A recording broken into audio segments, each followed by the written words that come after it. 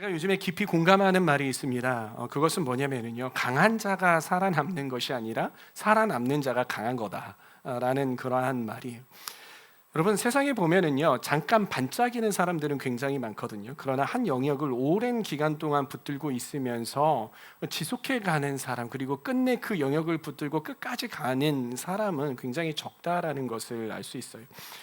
결국 끝까지 남는 사람은 화려했던 사람이 아니라 그 영역을 끝까지 하는 그러한 사람이었던 거죠.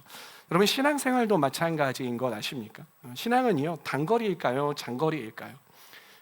신앙은요, 장거리예요. 왜냐하면 어떨 때는 누군가가 막 뜨겁게 막 성령을 막 임재를 받아가지고 막 뜨겁게 하고 막 섬기는 그런 사람이 있어요. 근데 그런 사람들이 항상 그럴 것 같죠. 그렇지 않다라는 거예요. 그렇게 어떤 사람은 뜨거운 시즌이 있는가 보면은 또 어떤 사람은 차가운 시즌이 있고요. 그리고 차가운 시즌이 있었던 사람이 항상 차갑냐? 그게 아니라 또 뜨거운 시즌도 오기도 하고, 이렇게 어떤 주기를 가지고 그래프를 그려가면서 이렇게 올라가는 게 신앙생활이거든요.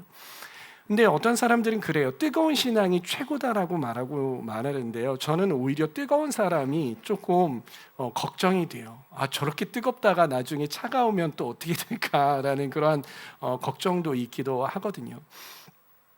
여튼 신앙은요, 한 번 잘했다고 해서 완성이 되는 게 아닙니다. 일평생을 포기하지 않고 잘 경주해야 하는 것이 바로 신앙의 경주인 거예요. 그런데 우리에게는 그럴 만한 힘이 있을까요? 없을까요? 그렇게 우리의 삶을 끝까지 이 어려운 경주, 제가 앞서 말씀드린 바와 같이 이 좁은 길로 가는 이 경주를요, 끝까지 할 수 있는 힘이 우리에게는 없다라는 거예요. 우리는 늘 연약하고 실패하고 또 지치고 피곤해하고 넘어지기 일수라는 것입니다.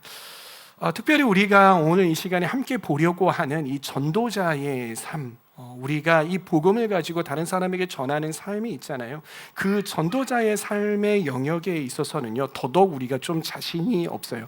내 인생, 내 삶 가운데 내 삶 하나를 책임지기도 바쁜데 다른 사람에게도 전도해야 되고 다른 사람을 챙겨야 되고, 이러한 것들 내가 끝까지 경주해내기가 어렵다라는 그러한 생각이 든다라는 것이죠. 여러분, 그러면 우리가 어떻게 하면 우리의 신앙의 경주를 끝까지 마무리를 잘 할 수 있고, 또 특별히 전도의 영역에 있어서 또 남들을 또 돌보는 그런 영역에 있어서 어떻게 하면 우리가 끝까지 잘 해낼 수 있을까? 오늘 우리가 읽었던 사도행전 2장 1절에서부터 13절에서 보면은요, 결론적으로 예수님께서 이렇게 말씀을 하십니다. 바로 그것은 성령이다. 제가 좀 잘못 이야기했어요. 오늘 읽은 성경 본문 말씀이 아니라 저번 주에 읽었던 성경 본문 말씀에서는요, 성령이 너희에게 임하시면이라고 말씀을 하시잖아요. 바로 그 비결은 무엇이냐? 성령이 있어야 된다라는 것입니다. 저는 오늘 우리가 말씀을 통해서 성령께서 우리에게 주시는 능력으로 충만하기를 소망합니다. 그래서 예수님의 능력이 있는 증인 되시기를 간절히 축원합니다. 성경에 보면은요, 세례가 있는데 세례를 크게 두 가지가 있다라고 이야기를 해요. 몇 가지요? 두 가지. 첫 번째는 어떠한 세례냐면 물 세례예요. 그리고 두 번째는 어떤 세례라고 하냐면 바로 성령 세례다라고 이야기를 합니다. 먼저 물 세례를 한번 보죠. 물 세례는요, 우리가 여러분들 세례를 받았잖아요. 침례를 받았잖아요. 어떻게 받아요? 물에 첨벙 푹 잠겼다가 나오는 그 의미가 뭐예요? 그거는 예수님이 십자가에 죽으심과 함께 내가 죽었고 예수님이 나오심과 함께 내가 살았다라는 그러한 것이죠. 이건 어떠한 의미가 있냐면 신학적으로 신분의 변화라고 해요. 신분이 내가 옛사람은 죽었고 내가 새 사람이 되었다라는 것이죠. 이전에는 하나님과 상관이 없는 자였으나 이제는 하나님의 자녀가 되었다라고 하는 이런 호적의 변화인 것입니다. 이걸 통해서, 이 세례를 통해서 이제 우리는 더 이상 죄의 종이 아니라 하나님의 거룩한 백성이 되었다라는 그런 의미가 있는 거죠. 이게 세례인 거죠. 여러분 다 세례 받으셨죠? 네, 세례를 받으신 분들 그런 의미가 있었어요. 그런데요, 우리가 좀 성령 세례에 대해서 알아볼게요. 근데 안타깝게도 많은 그리스도인이요, 이 물 세례 단계에서만 끝나는 분들이 굉장히 많아요. 자기가 그냥 이전에는 이전에는 죄에 있었던 사람인데 이제는 세례를 받고 나서 하나님의 자녀가 되었어. 그래서 하나님의 자녀로 살아가는데 더 앞으로 진전하지 못하는 사람들이 굉장히 많다라는 거예요. 어떤 경우입니까? 내 신분은 바뀌어서 교회를 나와요. 그래서 나는 구원받기 위해서 교회를 다니고 하지만은요. 근데 그 이후의 삶이 있잖아요. 그 이후의 삶이 어떠한 삶인가요? 내가 무기력하게 이 교회만 나와가지고 그냥 앉아있다가 예배드리고 난 끝났어. 이렇게 종교적인 삶, 그냥 내가 하나님의 자녀니까 됐어. 이러한 삶에서 끝나는 것이 아니라 내가 그리스도인으로서 하나님의 또 이 백성으로서 그리고 예수 그리스도의 제자로서 이 온 땅 가운데 나아가 복음을 전하며 또한 온 땅 가운데 나아가 하나님 나라를 선포하는 그러한 능력 있는 크리스천들이 되어야 하잖아요. 근데 그런 능력 있는 크리스천이 아니라 맨날 세상에 나가면 주워 터지고 오는 거예요. 맨날 밖에 나가가지고서는 내가 크리스천이라는 것을 드러내지도 못하고 내가 밖에 나가서 맨날 우울하고 지치고 다른 사람한테 치여서 와가지고 교회 안에서 와가지고 하나님 와서 울다가 가고 또 이러한 일들이 반복이 되는 것이죠. 근데 이러한 사람에게는 무엇이 필요하냐? 바로 성령 세례가 필요하다라는 것입니다. 왜 우리가 죄 앞에서 여러분들 우리가 반복해서 짓는 죄들이 있잖아요. 여기 다들 안 그런 것처럼 하지만은 다들 그런 문제들 때문에 씨름하고 어려워하잖아요. 왜 우리는 그것에 대해서 벗어나지 못하고 어려워할까? 왜 나의 우울한 문제에 대해서 우울한 내 삶 가운데에서 벗어나지 못할까? 그것은 바로 우리가 성령 세례를 받지 못했기 때문인 것이죠. 성령 세례의 의미가 무엇이냐? 그것은 물 세례는 신분이 변화되는 것이라면 성령 세례는 그 신분에 맞는 능력이 주어지는 것이 바로 성령 세례의 정의다라는 거예요. 여러분 사도행전 1장 8절을 보면은요, 한 개인이 어떻게 능력 있는 증인이 되는가에 대해서 예수님께서 말씀해 주고 계세요. 어떻게 보면 순서 그리고 단계거든요. 우리가 1장 8절 말씀을 함께 읽어보면서 어떠한 순서가 있는지 한번 보도록 하겠습니다. 읽어보겠습니다. 시작. 그러나 성령이 너희에게 내리시면 너희는 능력을 받고 예루살렘과 온 유대와 사마리아에서 그리고 마침내 땅끝에까지 이르러 내 증인이 될 것이다. 어떤 순서입니까? 능력을 받는데, 권능을 받는데 그 권능을 받으면 어디로 간대요? 예루살렘과 유대와 사마리아와 땅끝에까지. 그러니까 이거는 확장이 되는 거잖아요. 네, 거기까지 이르러 뭐가 된다고요? 내 증인이 된다라고 이야기를 해요. 근데 그 맨 앞에 있는 조건이 있다는 거예요. 그 조건이 뭐예요? 성령이 너희에게 내리시면. 근데 우리는 어떻습니까? 우리는 뭔가 나의 의지로, 나의 노력으로 내가 열심히 뭔가를 하면 내가 이러한 능력이 생길 것 같은 거예요. 그래서 막 교회 봉사도 열심히 하고 성경 공부도 열심히 하고 뭐도 열심히 하고 많이 알고 많이 뭔가를 해서 많이 갖춰 놓으면 그러면 내가 능력 있는 사람이 되어서 내가 여러 곳 나아가서 선교하고 막 이렇게 하면 그 증이 돼야 될 것 같은 거예요. 근데 여러분 그렇게 해보니까 되던가요? 아니요, 되지 않아요. 그리고 앞서 이야기했던 것처럼 뭔가 반짝이면서 우와 잘한다라고 하는데 그게 지속적으로 가지 않는다라는 거예요. 근데 성경에서 하는 이야기는, 예수님께서 하는 이야기는 뭐냐면 너희에게 성령이 내려야 너희들이 능력을 받는다라고 말씀을 하세요. 그리고 그 능력을 가지고 예루살렘과 유대와 사마리아 땅끝까지 갈 수 있다라고 이야기를 해요. 그리고 내 증인이 될 수 있다라고 하는 거예요. 성령이 내려야 내가 하고 있는 이러한 일들이, 이러한 사역들이 뭔가 내가 열심히 하면서 이게 안 되고 뭔가 버겁고 자꾸 번아웃 걸리고 이러잖아요.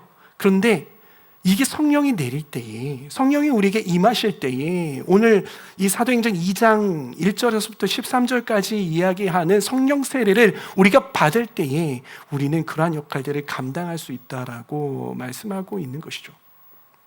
정말 그럴까? 저도 그랬어요. 저도요, 예수님을 처음 믿었어요. 처음 중학교 3학년 겨울 수련회 충남 장항에 있는 한 저희 모교회에서 1층 그 마룻바닥에서 기도하다가 성령 세례를 받아가지고 무당처럼 뛰었던 그런 경험이 있어요. 그렇게 성령을 받았거든요. 성령을 받으니까 그 전에 막 힘겹고 어렵고 이랬던 일들이 성령을 받고 나니까요 계속해서 지속될 수 있었던 거예요. 그러니까 저도 이렇게 여러분들 앞에서 그 중학교 3학년 때부터 지금에 이르기까지 벌써 몇 년이야. 그 몇 년 동안 30년 됐나요? 20 몇 년, 30 뭐 그 사이 되겠죠. 그렇게 열심히 하는데 안 되던 사람이 성령을 받으니까 지금까지 여기에서 저는 단 한 번도 이 길을 가는 것에 대해서 포기해 본 적이 없거든요. 그게 저의 능력이냐? 아니라는 거예요. 성령이 임하시니까 성령에 이끌려 살아오다 보니까 이 목회자라는 이 직분을 감당하는 거예요. 목사님은요 성직이니까요, 목사님은 목사님이니까 그렇죠. 아니에요. 사랑하는 청년 여러분 잘 이해하시기 바랍니다. 세상에는 성직이 목사다? 아니에요. 여러분들이 가지고 있는 모든 직업들과 여러분들이 하고 있는 모든 일들이 주님 안에 있으면 그것이 성직입니다. 아멘 하십시오. 네, 그것이 성직이에요. 그게 하나님께서 주시는 직분이라는 거예요. 목사라고 해서 특별하냐? 그게 아니라고요. 목사도 똑같고 여러분들도 똑같아요. 목사, 전도사, 이 사역자들도요 성령이 임하시는 임함이, 그리고 저희가 항상 하나님 앞에서 성령 충만하려고 노력하지 않으면 여러분들보다 더 심하게 망가질 수 있어요. 반대로 이야기하면 여러분들이 어떠한 직업을 가지고 어떠한 사회에서 어떠한 일을 한다 하더라도 그것이 아무리 힘든 일이라도 성령께서 여러분들에게 임하시고 성령께서 주시는 힘과 능력으로 살아간다면요 여러분들의 삶은 정말 영향력이 있을 거예요.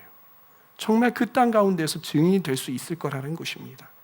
그렇게 저와 여러분들은요 성령 충만한 사람들이 되기를 원합니다. 혹시 이 가운데 성령의 이 세례를 받으신 분들도 분명히 많아요. 혹시 이 가운데 성령 세례를 받지 못하신 분은 주님 저에게 성령을 내려주십시오.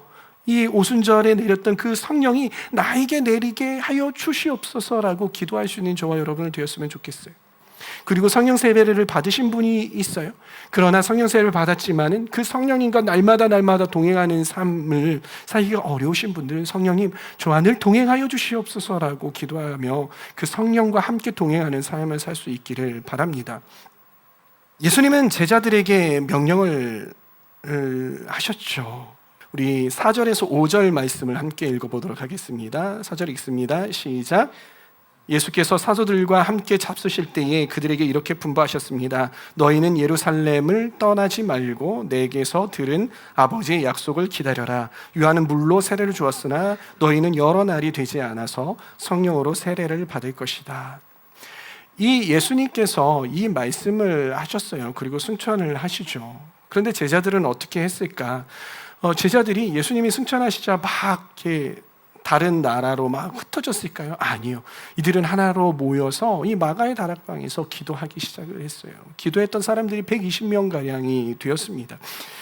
그리고 마침내 약속하신 성령이 이 오순절날 그들에게 폭포수같이 바람과 같이 불과 같이 임했다라는 것이에요. 이것이 바로 성령 세례 사건입니다. 성령 세례를 받으니까 제자들이 어떻게 되었냐? 변화가 되었어요. 세상과 타협하지 않을 영적인 배짱이 생겼고요. 죄의 유혹을 끊어낼 힘을 얻게 되었어요. 그리고 더 이상 인생을 방황함이 허비하지 않고 하나님이 주신 분명한 방향을 향해서 하루하루 가치 있는 삶을 살 수 있게 되었던 것입니다. 내 힘으로 버티는 것이 아니라 내 노력으로 버티는 것이 아니라 내 안에 계신 그 성령의 동력으로 하루하루 앞으로 전진할 수 있게 되었던 것이죠. 저는 저와 여러분들이 이 모습이 되기를 소원합니다. 네, 올 한 해 내내 이 사도행전을 볼 것이기 때문에 성령님께서 우리 하울림 청년부 가운데 그렇게 임하실 것이라고 저는 생각을 하고 또 기대하고 믿습니다. 그렇다면 우리가 성령 세례를 받을 때에 어떤 모습으로 나타나는가에 대해서 함께 좀 나누어 봤으면 좋겠어요. 오늘 본문 말씀 사도행전 2장 1절에서 13절까지의 말씀이 이 성령 세례를 받을 때에 어떠한 현상들이 나타나는가에 대해서 좀 보여주고 있거든요. 총 5가지로 나누어서 이야기를 하고 있는데요. 첫 번째는 무엇이냐면 불가항력적인 임재예요. 그러니까 불가항력적이다라는 것은 뭐예요? 저항하지 못할 성령의 이 임재라는 거예요. 본문 2절을 보면은요, 성령님은 어떻게 임하셨냐면 갑자기 임하셨다라는 것을 볼 수 있어요. 우리 2장 1절 말씀을 함께 읽습니다. 시작. 그때에 갑자기 하늘에서 세찬 바람이 부는 듯한 소리가 나더니 그들이 앉아있는 온 집안을 가득 채웠다.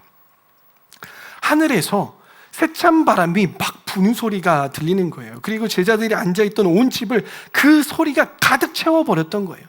여러분, 이 소리가 이렇게 나는 것이 일상적입니까? 아니요.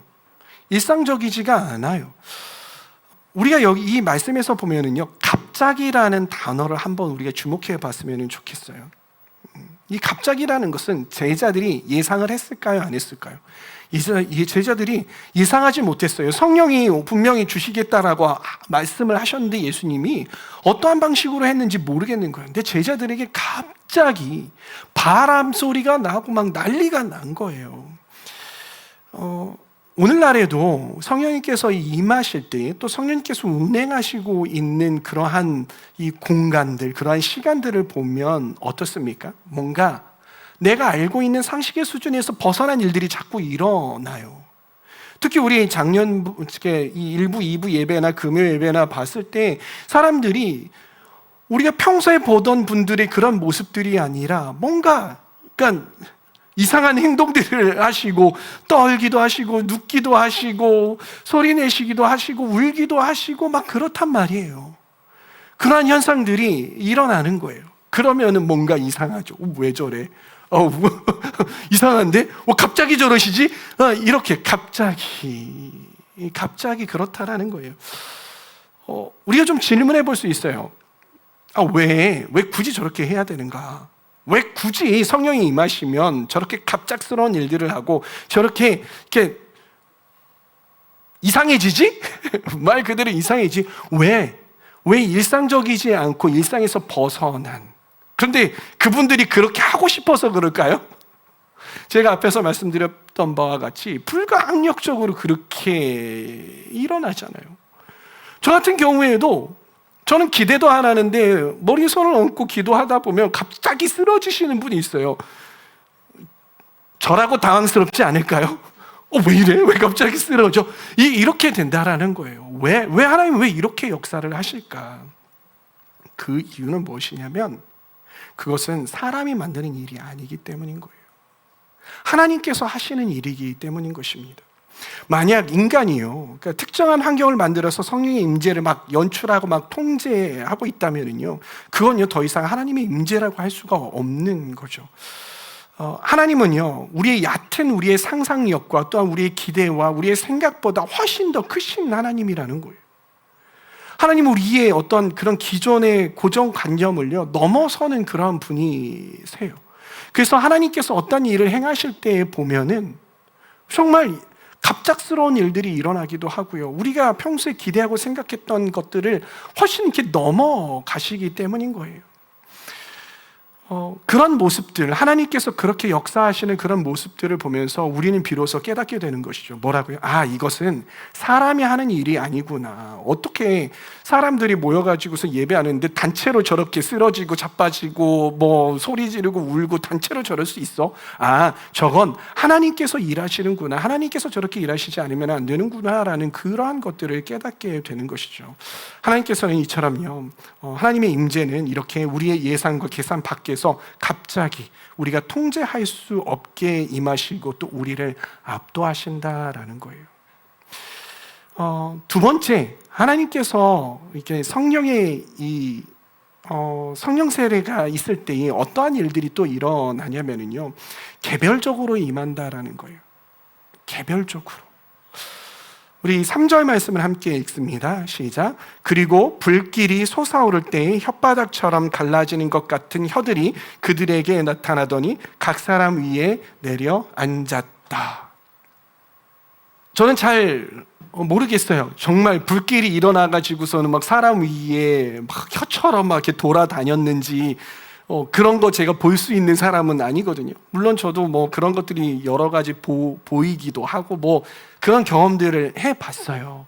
그런데 이러한 것들이 이렇게 나타나는 뜻이 무엇일까? 이러한 의미가 무엇일까라는 거예요. 이 장면에서 우리가 놓치지 말아야 할 중요한 사실이 있는데요. 성령 세례는 단순히 우리가 이렇게 공동체로 모이잖아요. 그 마가의 다락방에서, 제가 마가의 다락방 가봤거든요. 마가의 다락방 굉장히 넓어요. 한 이 정도 공간이 되는 것 같아요. 그 가운데에 이 기둥이 하나가 있고요. 둘러 앉아서 기도하는데 하나님의 이 성령이 그냥 이 모든 사람에게 한 줄기로 빵 하고 내린 게 아니라는 거예요. 이 말은 무엇이냐면 이 성령님은 전체주의적으로 내리지 않았다. 이 120명이라는 이 사람에게 그냥 야 너네 그냥 120명 한꺼번에 모듬어서 그냥 성령 내렸어, 이게 아니라 거기에 모인 이 120명이라는 각 한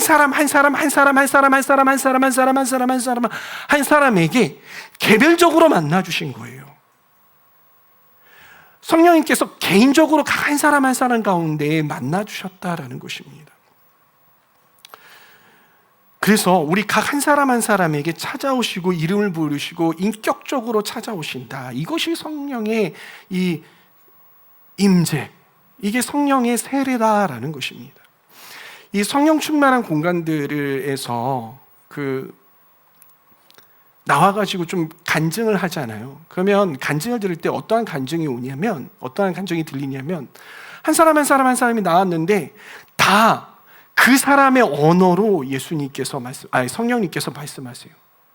그 사람에게 딱 맞는 그러한 음성으로 말씀을 하셔요. 뭔가 전체적으로 그냥 다, 야 니네 다 닥치고 다 따라와, 이게 아니라 각 한 사람에게 다 동의되는 그러한 이야기를 하시더라라는 것이에요. 성령님은 이렇게 해요. 각 한 사람에게 개인적으로 임하신다라는 사실을 여러분들 기억하시기를 바랍니다. 그래서 성령세례가 있을 때에 이 교회 전체적으로 왜 예배 가운데 있고 여기에는 성령님께서 오셨는데 나한테는 안 오셨나 봐, 이게 아니라 성령님께서는 여러분들도 찾아가시고 여러분들의 이름을 부르시며 여러분들에게 꼭 맞는 방법으로 말씀하신다라는 사실을 기억하시기를 바랍니다. 세 번째는요, 변화된 입술의 고백이에요. 따라해 봅시다. 변화된 입술의 고백. 시작. 그들은 모두 성령으로 충만하게 되어서 성령이 시키는 대로 각각 방언으로 말하기 시작하였다. 여러분 4절에 보면 어떤 내용이냐면 제자들은 모두 성령으로 충만하게 되어 성령이 시키시는 대로 각각 방언으로 말하였다라는 거예요. 근데 각각 방언으로 말했는데 많은 사람들이 무엇에 집중을 하냐면요, 이 방언의 스타일을 놓고 그래요. 이 나중에 보면 다른 나라에서 온 사람들이 쟤네 우리나라 말대로 하네라는 그러한 이야기 때문에 이 방언이 어떠한 방언이냐라는 그런 논쟁들이 굉장히 많아요. 이 유대인들이 갑자기 무슨 나라 그 다 영어 방언이야라고 이야기를 하는 사람이 있고요. 아니야, 어떤 사람은 샤랄랄라 어쩌고 저쩌고 코카콜라 이렇게 방언을 했다고 하는 사람이 있고, 어떤 사람은 아브라카타 이렇게 방언을 했다는, 이 방언의 스타일을 놓고 이야기를 하는 거예요. 그래서 그런 스타일들이 다 다르고 스타일에 대해서 자꾸 이야기를 해요. 근데 저는 오늘 말씀에 이걸 보면서 저는 무엇이 보였냐면요, 어떤 신비한 소리를 냈느냐가 아니라 바로 그들이, 이 제자들이, 그 공간 가운데 있던 사람들이 자신이 말하고 싶은 말이 아니라 누가 말하게 하시는 대로, 성령님이 말하시는 대로 말하였다라는 이거를 강조하고 있다라고 저는 생각이 들거든요. 이 본문 말씀에서 성령이 하시게 하시는 대로 말하였다라고 하는 게 저는 더 우리가 주목해 봐야 되는데, 무슨 방언을 했는지 자꾸 상상하고 나래를 펼치고, 여러분 코카콜라를 하든지 아니면은 알랄랄랄라를 하든지 렐렐렐렐레를 하든지 도도도도를 하든지 이게 중요한 게 아니라 성령께서 하시는 말을 했다라는 게 중요한 거죠. 여러분, 이 성령께서 하라고 하시는 말대로 했다라는 게 이게 무슨 의미가 있을까? 그것은 나의 언어가 성령님께 위탁이 되었다라는 말이에요. 나의 언어가 성령께 위탁이 되었다라는 거예요. 여러분, 언어라는 것은 무엇이냐면, 언어는 곧 나의 생각을 드러내고 또 나의 자아를 드러내는 게 언어라는 거예요.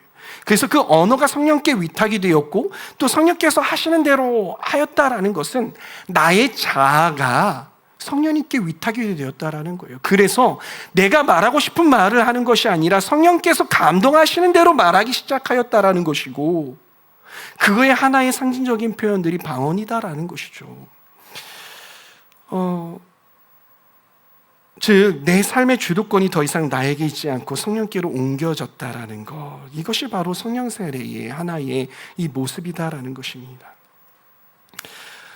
그리고 네 번째는 원활한 소통입니다. 따라해 볼까요? 원활한 소통.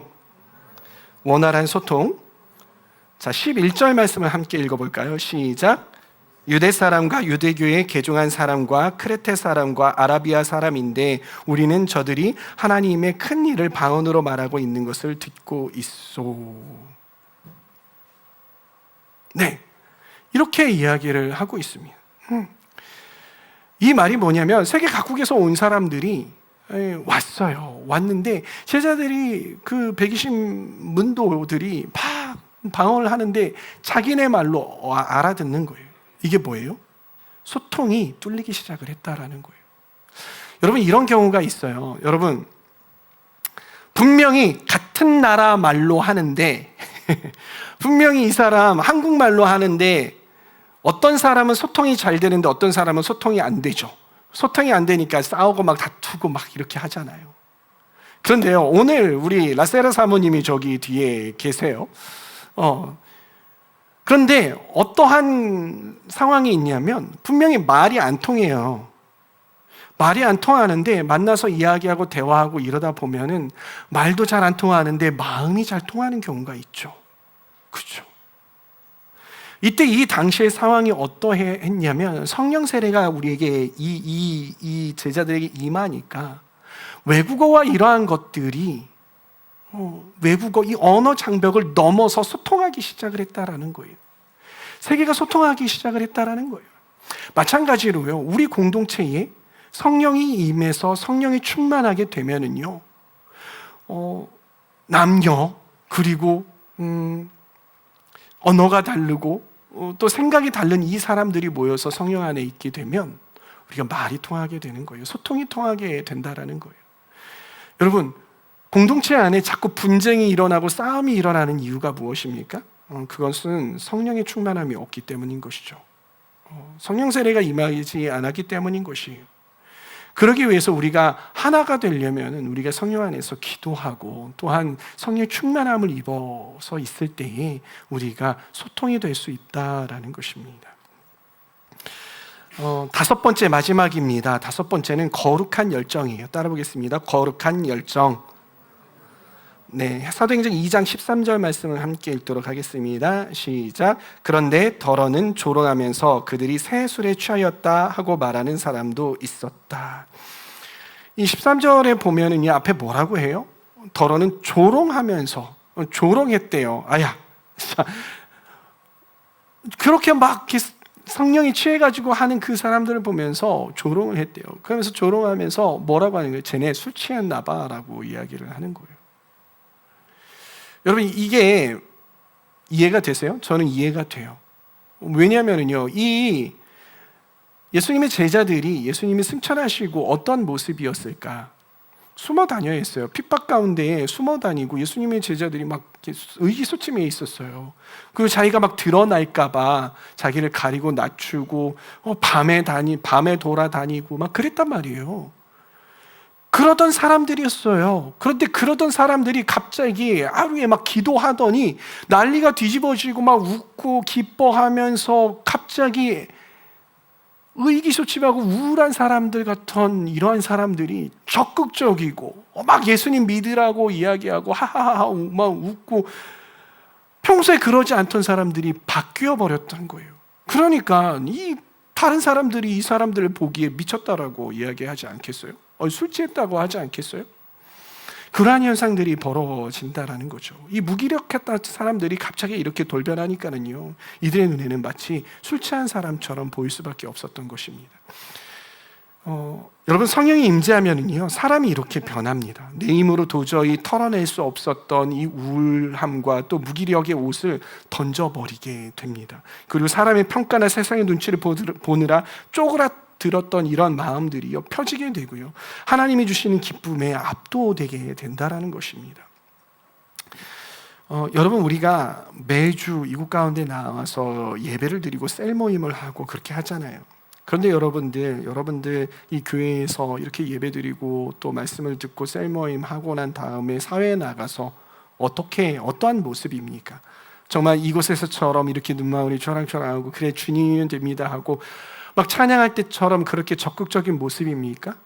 사회에 나가서도 혹시 더 무기력해지고 사회에서 더 우울하고 치이고 이렇게 되지는 않느냐라는 것입니다. 많은 그리스도인들이요, 내 삶에 작은 죄 하나 이길 힘이 없다라고 느끼고요, 그리고 불쑥 찾아오는 우울감에 무너지고요, 그리고 끊어내고 싶은 습관 앞에 패배하기도 하고요, 그리고 거친 풍파 속에 겨우겨우 버티기만 하는 그러한 모습, 그러한 자신의 모습을 보면서 실망한다라는 것입니다. 여러분, 우리가 기억해야 될 건 제자들도 그러했다라는 거예요. 제자들도 이 성령 사건 이후에 그러했다라는 것입니다. 그런데 예수님은 뭐라고 말씀하셨습니까? 그러나 성령이 너희에게 내리시면 너희는 능력을 받고 예루살렘과 온 유대와 사마리아에서 그리고 마침내 땅끝에까지 이르러 내 증인이 될 것이다. 우리가 주목해 봐야 하는 아주 중요한 전환의 단어가 있습니다. 접속사가 있습니다. 그것은 무엇이냐면 바로 그러나예요. 그러나. 그렇게 우울하고 지치고 어려웠던 자들, 숨어 지냈던 자들, 그러나 그들에게 성령이 임하니까 정말 술 취한 사람처럼 예수님을 담대히 전하며 순교까지도 두려워하지 않는 그러한 사람이 되었다라는 것입니다.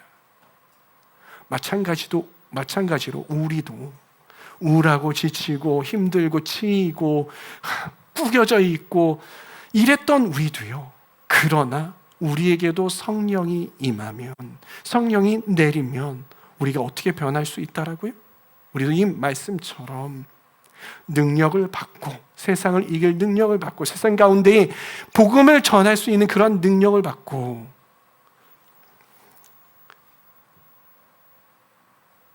임재홀과, 여기가 무슨 홀이죠? 글로리홀과, 그리고 작전동과 인천과 또 수도권과 또 대한민국을 넘어서 어디? 온 열방에 이르기까지 예수 그리스도의 증인이 되어서 살아갈 수 있다라는 것이죠. 그러기에 저는 저와 여러분들이 성령을 사모하는 자들 되기를 소망합니다. 성령을 사모하며 성령을 기대하며, 성령님 나에게도, 나의 이러한 삶 가운데에도, 피곤하고 지친 이 삶 가운데에도 성령님 오시옵소서.